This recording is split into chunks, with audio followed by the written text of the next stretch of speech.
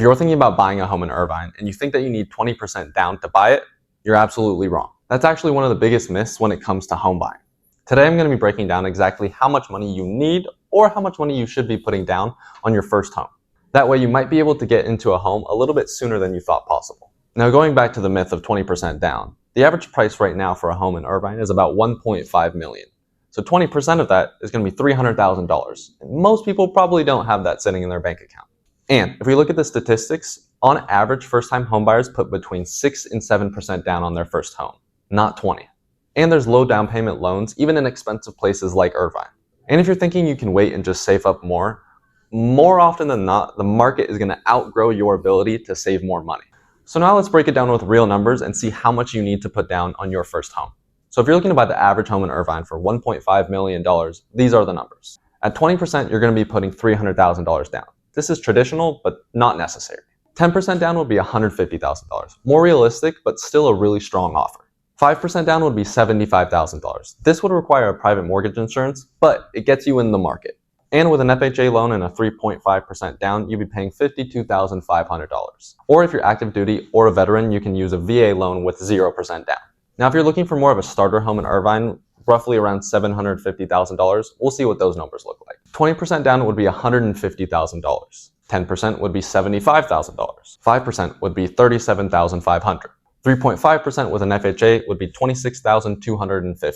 And again, with a VA loan with 0% down, you'd be paying $0. So the key takeaway is you don't need $20,000 to buy a home in Irvine. And if you're looking for a starter home, you could be paying less than $30,000. So if you're thinking about buying, these are the reasons that you might want to wait out. Number one is if you can't afford the mortgage or you simply don't have enough money saved up to even do the minimum amount. Or if you're someone who's looking to move maybe out of Irvine in the next 1 to 2 years, the amount of equity you'd gain really wouldn't be that big of a difference in saving money on rent, so you should probably just continue renting. However, if you have enough money for 3 to 5% down in closing costs, which can normally range from anywhere between 2 to 5%, but can also be fully covered by the seller, then there's really no reason that you shouldn't buy a home. Also, on top of that, if you want to lock in today's price, you should buy today. Because in 5 years, you're going to be paying the same mortgage. But in 5 years, odds are you're not going to be paying the same rent. It's probably going to be a good amount higher. And if you're currently already paying a high rent, as high as a mortgage, and you want to instead start building equity, you should buy now. And as a side note, if you bought that $1.5 million house now, and every year there was a 5% increase, which is a little bit lower than California's average, you would have $75,000 in equity after those 5 years. At the end of the day, the best down payment is the one that can get you into a home. Building equity is always going to be one of the best ways to build wealth. So whatever you might be able to afford is going to be a great stepping stone no matter what. But also, every situation is individual, so my general advice might not be the best for you. The best way to get real professional advice is to reach out to me directly. All my information is in the description below, and I'd be more than happy to talk to you about your specific scenario.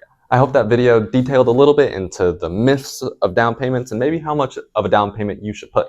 If you enjoyed it, please leave a like and a comment. Let me know you did. If you really liked it, consider subscribing because I release videos every single week on Friday about the benefits of homeownership and how to buy a home. So thank you so much for tuning in this week, and I hope to see you next week. Have a good one.